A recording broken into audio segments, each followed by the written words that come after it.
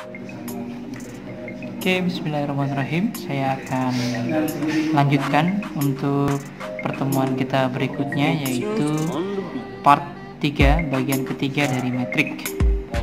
Saya ingin menjelaskan tentang inverse metrik ya.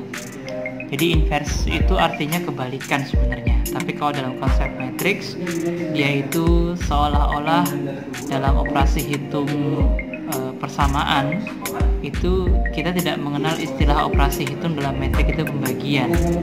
Jadi diganti dengan istilah inverse metrik ya. Kalau dalam bahasa aslinya sih inverse itu ngebalik ya. Nah, gimana sih secara teknis?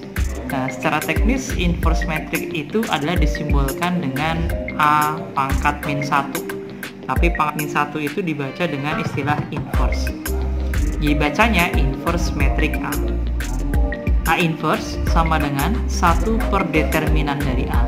Determinan yang kemarin ya, kalau matriksnya adalah 2x2 ordonya, berarti A kali D dikurangi B kali C gitu kan ya. AD min BC.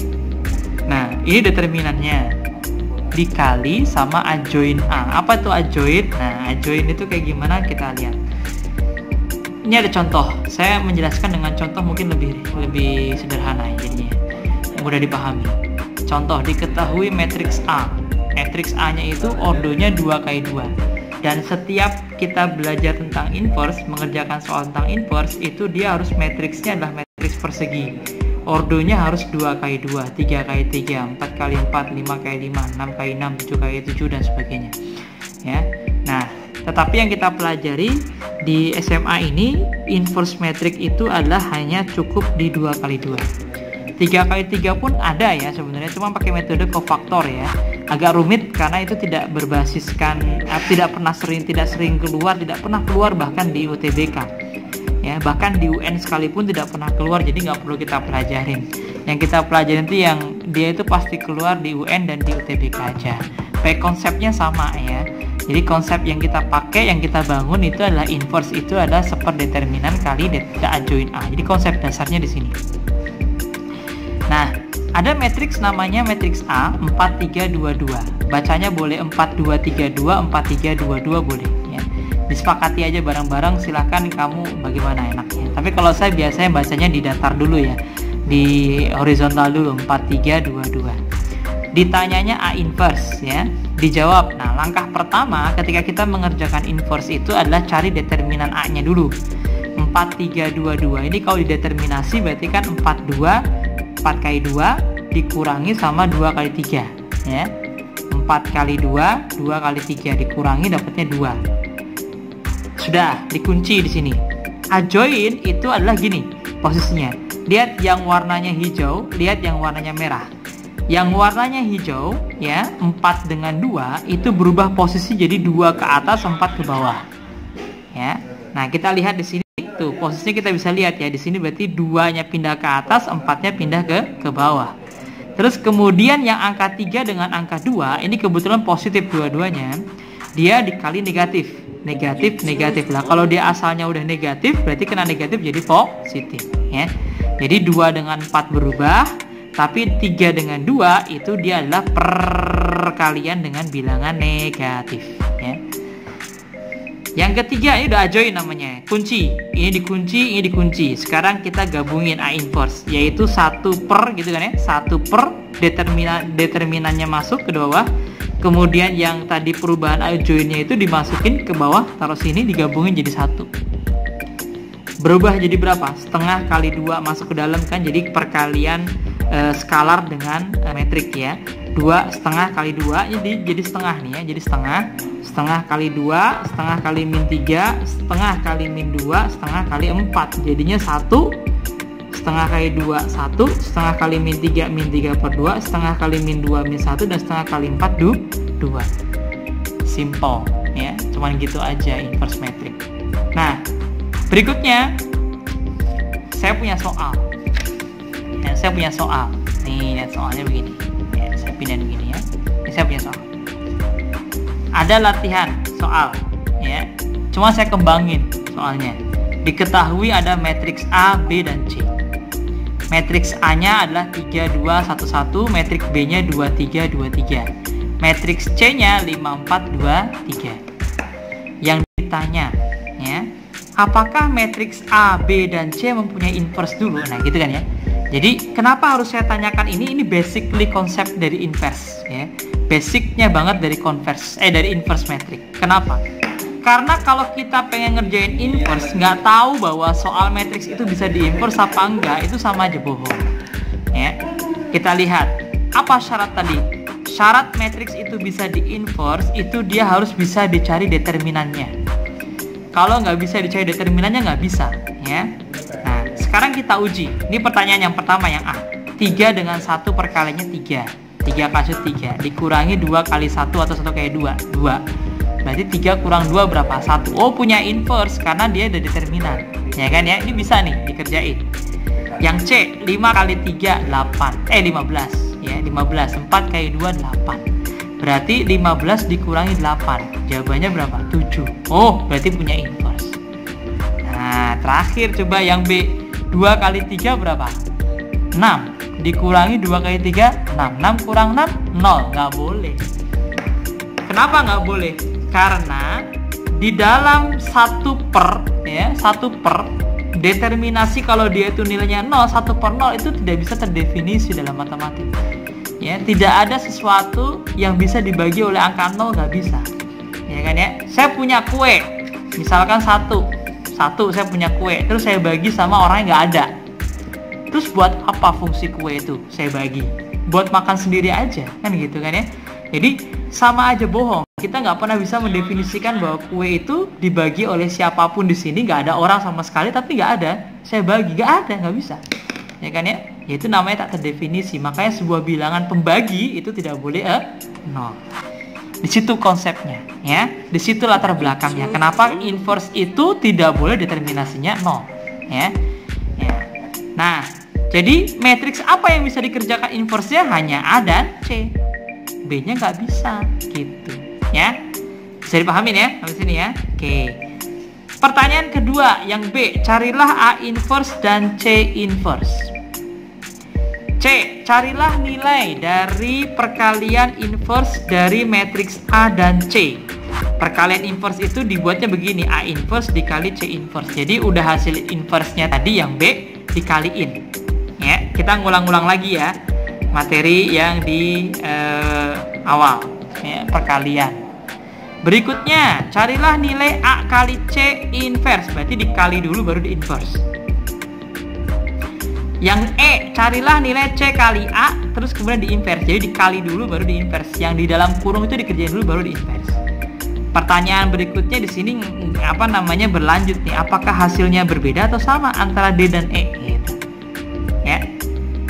Yang F, carilah nilai dari determinan A inverse. Yang dikerjain yang mana dulu? Yang dalam kurung dulu, A inverse dulu. Jadi A inverse yang di B tadi kemudian dideterminasi. Ya. Determinan dari C inverse, berarti kelanjutannya dari B kan? B-nya, C-nya udah ketemu, C inverse-nya tinggal di determinan. Enak kan? Ya. Yang G terakhir, carilah nilai dari A dikali C inverse determinan. Cara bacanya itu dari awal. Determinan dari A kali C inverse. Nah, cara bacanya begitu. Saya sudah bikin jawabannya. Nah, kita lihat jawabannya di sini. Nah, ini dia pembahasannya. Ya, kita lihat video pembahasannya. Ya, nah di sini. Yang A tadi sudah saya jawab ya. Berarti yang B itu tidak mempunyai inverse karena determinan B-nya sama dengan 0. Ya. Yang B sekarang.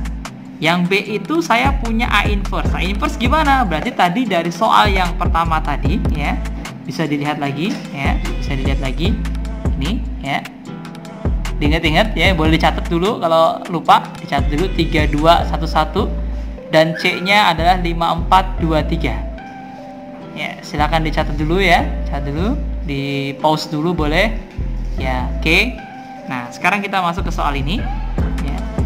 A inverse itu adalah 1 per determinannya dikali sama adjoinnya tadi ya. Perubahan adjoinnya diingat-ingat ya, nanti bisa di reward lagi ya ke belakang, di rewind ya. 1 3 ya, ini perubahan ya. Min 2 dengan min 1 itu adalah perkalian dengan bilangan negatif. 1/3 kurang 2. 3 kurang 2 1, enak ya. 1/1 nih ya. Kalau 1/1 kan samanya 1 ya jadinya. 1 min 2 min 1 3. Berarti hasil akhirnya adalah ini. Nih, hasil akhirnya 1 min 2 min 1 3 ya. Ini terakhir dapat inverse ya. Saya kasih tanda. Oke, ini udah selesai. Nah, gitu ya. Kemudian yang C inverse. Cari C inverse sama dengan cara A inverse tadi ya. Dapatnya adalah 1/15 min 8. Ini adjoinnya udah berubah ya. Terus kemudian di create ya, dibentuk jadi bentuk 1/7 dikali 3 min 4 min 2 5. Nah, sampai sini juga boleh. Sampai sini boleh, nggak ada larangan, boleh. Ya kan ya. Tapi nanti beberapa kasus di option pilihan jawaban bisa jadi dia 1/7 masuk ke dalam ya. Ya, nanti tinggal kreativitas atau kemauan yang si pembuat soal kayak gimana. Yang C nih, yang C ya. C A inverse dikali C inverse. Ya, berarti yang tadinya hasilnya A inverse-nya 1 min 2 min 1 3 ya, dikali dengan 3/7 min 4/7 min 2/7 5/7 perkalian biasa, ya kan ya? Perkalian biasa yang kemarin berarti kita tinggal merewind lagi ya. Materi yang kemarin dapatnya 1 min 2 min 9/7 19/7. Ini hasilnya. Ya, saya tandain nih hasilnya tuh ya. Saya tandain hasilnya. Oke. Bagian yang D, yaitu dia mintanya adalah perkalian dari A kali C kemudian diinverse. Yang dikerjakan mana dulu? Perkalian dulu. Ya kan ya? Perkalian dulu dikerjakan. 3 2 1 1 5 4 2 3 hasilnya sekian. Kemudian diinverse ya. Dapatnya sekian. 1/7 7 min 18 min 7 19. Ya, nanti bisa di pause ya kalau seandainya bingung kecepatan saya ngerjain, bisa di pause, enak kan ya. Dikerjakan perkalian dulu baru dikerjakan inverse. Jadi prinsipnya di sini. Prinsipnya yang tanda merah ya. Tulisan merah nih ya. Ya. Yang ini diperhatikan ya, diperhatikan. Yang E yaitu C dikali A inverse sama dengan posisi D ya kan, tapi hasilnya sama nggak? Min ini 1 min 18/7 min 1 19/7 sama nggak dengan hasil ini? Beda kan? Beda ya. Beda ya. Beda. Jadi nilai ini dengan nilai ini nggak sama ya kan ya. Nanti tadi kan ada pertanyaan kan, sama nggak D dengan E hasilnya? Nggak kan ternyata ya, berbeda. Jadi nilai poin C dengan E hasilnya sama. Sebentar. C dengan E. Oh iya, C yang tadi ya. Yang C dengan tadi nih. C nih. Saya lihatin lagi yang C. C dengan E nih. C-nya adalah sekian tuh. Ini C ya. C yaitu 1 min 2 min 9/7 19/7 ya kan. Yang ini juga sama hasilnya. Nah, ketemu sifat akhirnya.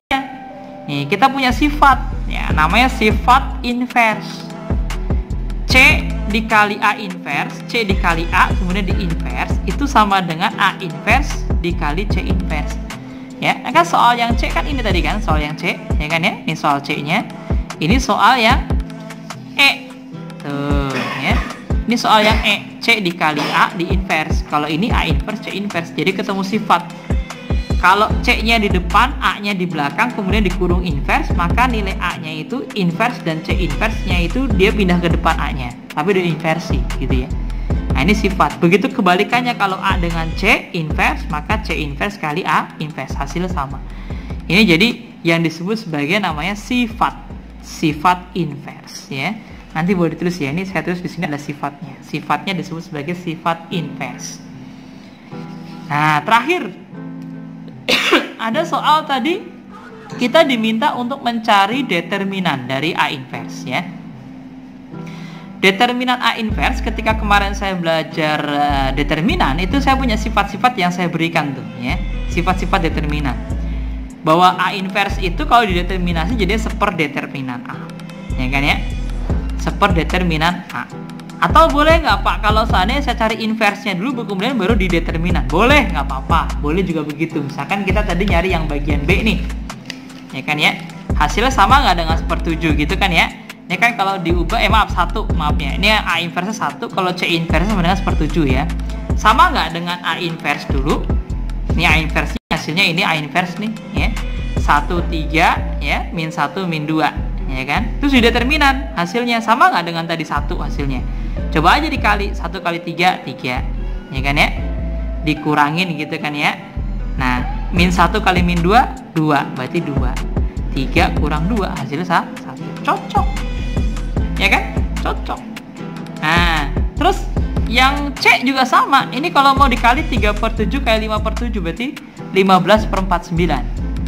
Ya kan, dikurangin gitu kan ya, karena kan kalau perkaliannya perkalian bilangan pecahan itu kan atas kali bawah kali kan gitu ya, pembilang kali, penyebut kali juga. Jadi 3/7 dikali 5/7, 3 kali 5 15, 7 kali 7 49 kan. Jadi 15/49 itu bagian depan, dikurangin sama yang bagian belakangnya min 2/7 dengan min 4/7 dikali, berarti min 2 kali min 4 8, 7 kali 7 49, berarti 8/49. 15/7 15/49 maaf, dikurangi sama 8/49. Sama nggak hasilnya? 1/7. Sama ya kan ya, karena kan jadi 7/49. 7/49 kan 1/7 kan ya. Sama aja. Nah, kalau begini gimana nih Pak? Ada model dia itu A kali C inverse tapi determinan pertanyaannya. Wah, ini luar biasa. Kita kembalikan ke sifat yang awal, bahwa determinasi itu adalah kalau dia di inverse berarti kan 1 per determinan AC. Ya kan ya? Kan sifatnya yang tadi di atas ini kan, kalau ini satu grup di dalam determinan tapi inverse, ini kan ada satu grup di dalam determinan ya.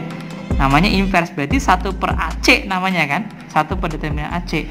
Nah, determinan AC itu sendiri ya kan ya, itu punya sifat lagi, yaitu determinan A dikali determinan C. Ini ada sifatnya.